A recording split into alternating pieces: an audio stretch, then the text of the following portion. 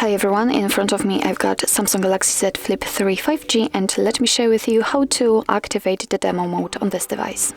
So first of all, let's enter the settings and scroll down to the very bottom in order to find developer options. If you cannot find the developer options, no worries, we've got the tutorial of how to enable them, so let's check it and let's go back to this video. So since we are in the developer options, we have to scroll down a little bit to find the demo mode, so let's tap on it. And here we've got two different options. So first of all, we can enable the demo mode without actually showing it just by tapping on this switcher, and if you'd like to check the demo mode, show it, just tap on the second one. And as you can see on the status bar, we've got some differences. So first of all, we've got the default time, for example, and all of the icons are in their full state. So this is the demo mode. Of course, you can hide it but still keep it turned on, or you can turn it off just by tapping on the switcher.